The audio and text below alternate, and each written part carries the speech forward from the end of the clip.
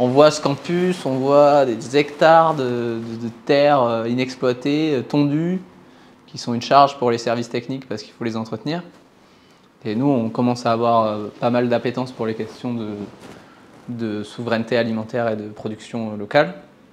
Et donc en 2022, on propose à l'université d'animer une parcelle qui serait donc une parcelle pédagogique pour découvrir l'alimentation durable, une parcelle conviviale pour créer un lieu de vie qui manque assez cruellement sur le campus, et une parcelle nourricière pour approvisionner notre dispositif d'aide alimentaire. Ça, c'est le rêve ultime qu'on n'a pas encore réussi à atteindre.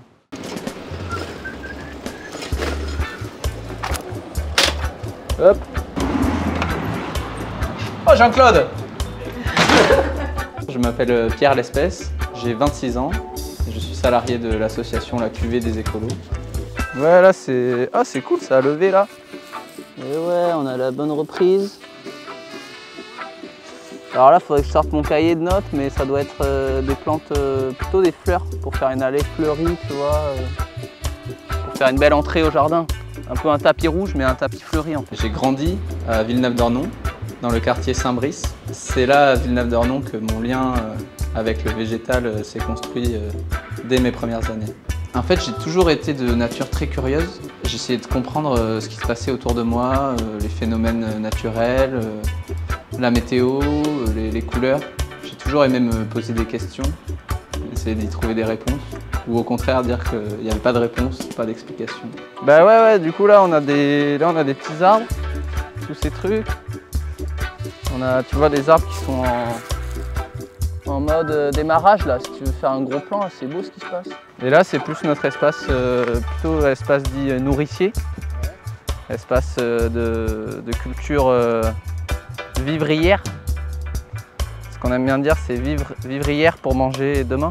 La question de l'éco-anxiété, elle est apparue assez vite. Dès que je me suis rendu compte de l'état de notre société et de la direction qu'on prenait, là je me suis dit, ouais, il faut changer quelque chose. Donc la question des organisations plus locales et des actions territoriales, des actions concrètes aussi, c'est venu comme quelque chose qui venait combattre cette anxiété justement, où je me sentais utile.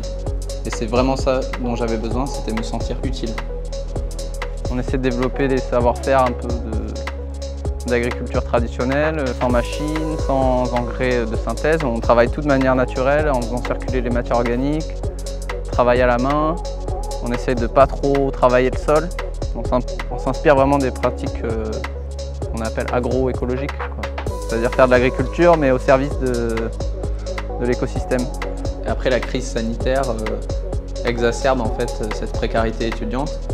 Et donc là, l'association met en place un dispositif d'urgence d'aide alimentaire sur le campus. Et depuis 2021, c'est voilà, une distribution chaque semaine de l'année universitaire pour une centaine d'étudiants, avec une alimentation qu'on essaye de choisir de qualité, locale et de saison.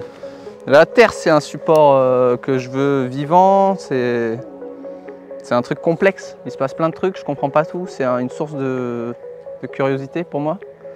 Il y a aussi un truc qu'on doit chérir et entretenir, travailler avec respect pour léguer aussi aux générations futures. La terre, ça peut être un puits de carbone, pour lier ce que je disais l'autre fois, ça peut être une manière d'améliorer le monde, quoi.